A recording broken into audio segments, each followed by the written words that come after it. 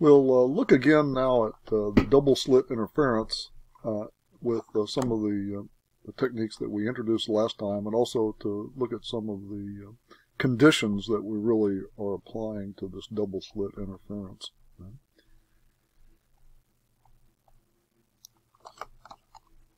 So a couple of things.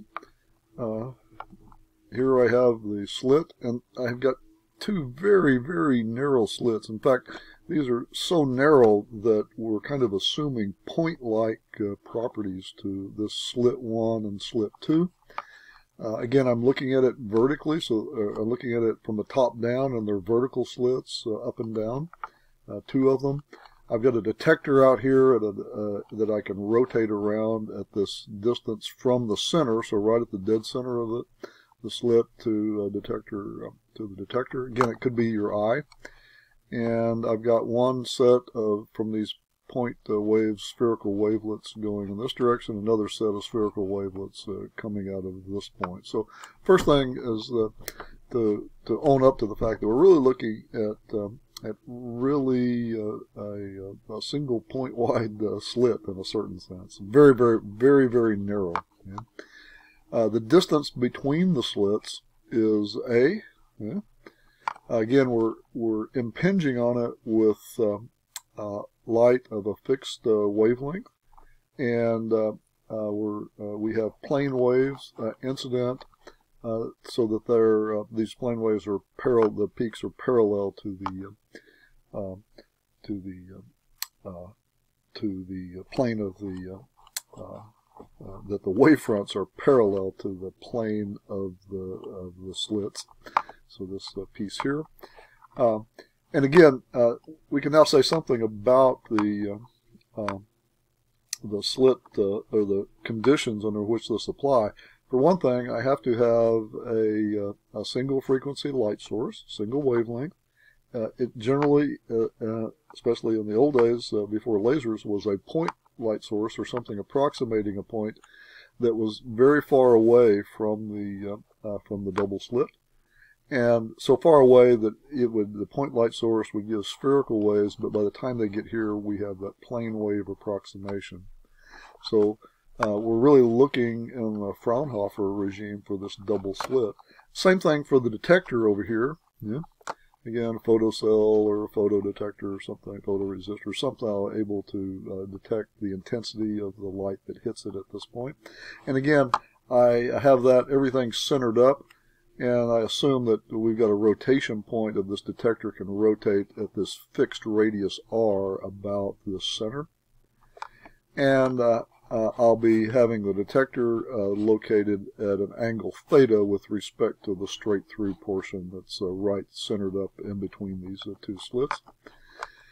And we see that the distance from slit 1, I called it R1, and the distance from slit 2 I called R2, and they're a little bit different than the case of the center portion.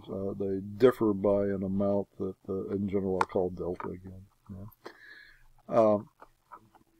And so we have this configuration, and again, these are point sources. When they go through here, they're all in phase, so the peak will hit here at exactly the same time, since it's parallel, and same instant. So these two sources are coherent and they're in phase. Okay, and they propagate as by Huygens principle as spherical wavelets about this point.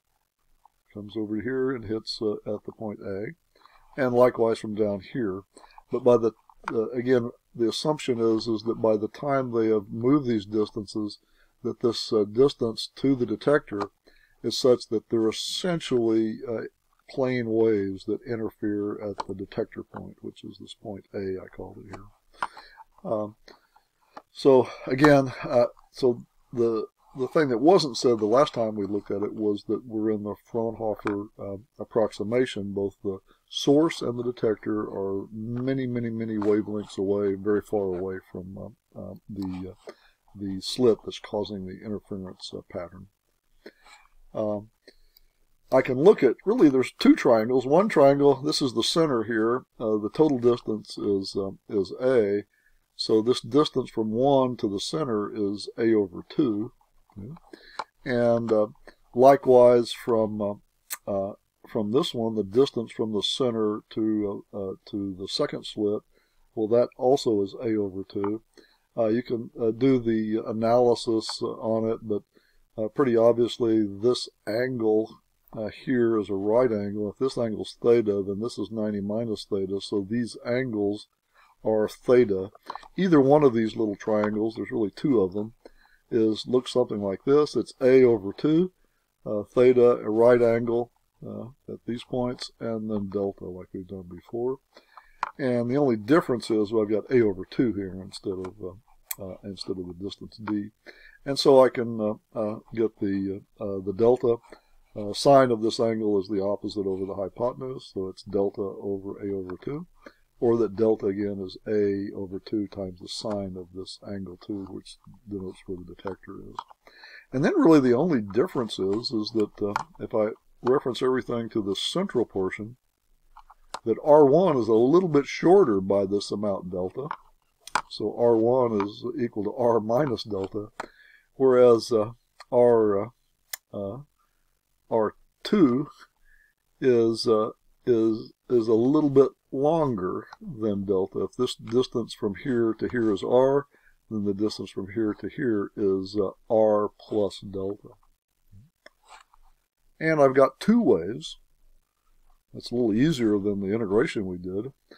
But we add these up as spherical, in the complex notation, spherical wavelets. They're identical in all regards, so whatever gets through this little sliver, which I'm treating like a point source, has amplitude E0, and likewise the one from 1 and 2. The only thing that's different about these spherical wavelets is I have R1 on this one, and R2 on the other one for E1 and E2 respectively. This actually is the way I prefer to attack, as we'll see in this problem and subsequent ones, to attack these interference and diffraction problems, is to use complex wave representation, and to always start off with the spherical wavelets in the superposition of things. And the reason I like that better than the first way that we attacked this problem, which was with the intensities and is that I can see here exactly at each stage what approximations are going into our assumptions to get the final thing. So usually this is the way I do almost all of these problems. Not like the first way that I showed this problem. But substituting these in for R1 and R2. R1 is R minus delta. R1 is R minus delta. R plus delta. R2 is R plus delta. Again, as before, we can separate out the delta term. So I get this plane wave looking thing, and then here is a phase shift, which is e to the I k minus delta. Likewise, over on this one, e to the r plus delta on both of these, pull out the I k delta, and then I've got the similar expression on both of them. And now then I use the approximation. So now is the approximation, but again these deltas, well, the delta is roughly on the same order of magnitude as A, the separation, and oftentimes these are, tenths or hundredths of a micron, and these distances that we're involved with to the detector R is maybe 10 centimeters, and so if you can neglect out in the hundredths of a micron in comparison to 10 centimeters, then which is out, what is that, 10 to the 8th place or so, decimal place. Well, generally you don't measure these radii for that close a factor anyway. So for all intents and purposes, we can approximate R minus delta and R plus delta with just R, which we've done here. Got common factors, E naught, factors out of both of them. And then I've got an E to the ik delta. I wrote it first, and then E to the minus ik delta. For what should be obvious reasons, I then recognize this as like a cosine function, provided I multiply by 2 and divide by 2, which are the two factors. And then I get the spherical, the combination at the detector of these. This is the plane wave nature, which propped up. And the only thing is I've got a different amplitude. This 2 E naught over R cosine delta is just the amplitude. And as usual, I just have to get the irradiance, or the time average value of the intensity, which is this. And when I take the complex conjugate of this and multiply it times itself, that turns into 1 over C 4 pi epsilon naught. I get a 4 E naught squared over R squared, so it gets this 1 over R squared fall off of the intensity. And then I get a cosine squared of delta. And then finally I just put in what that is.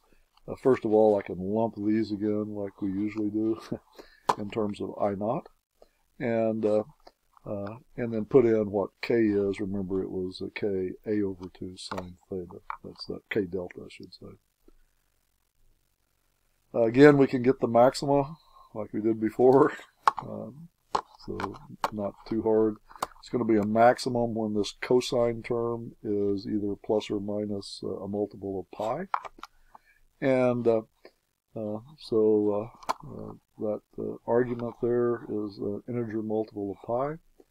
And K 2 pi over lambda, so we get cancellation, and we get the condition for the maxima. And notice it does have 0 here, so the origin is the maximum. And then I can do likewise on the minimum.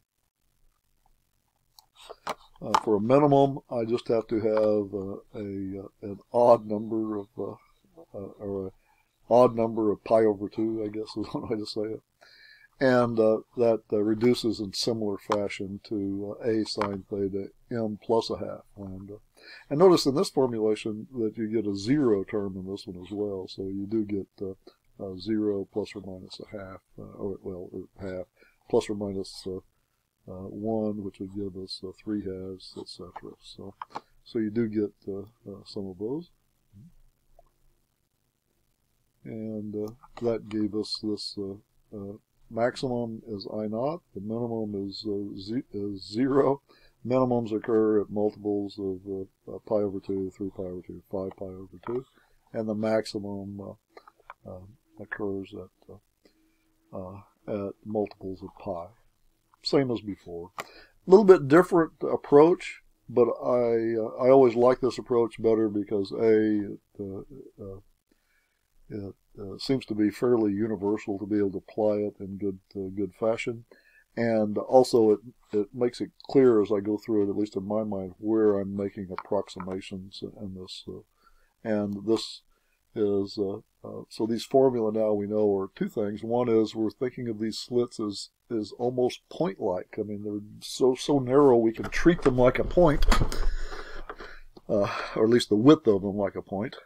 And on the other hand, we see that treating it in what we know always from point sources behave like spherical wavelets, then we can do the superposition.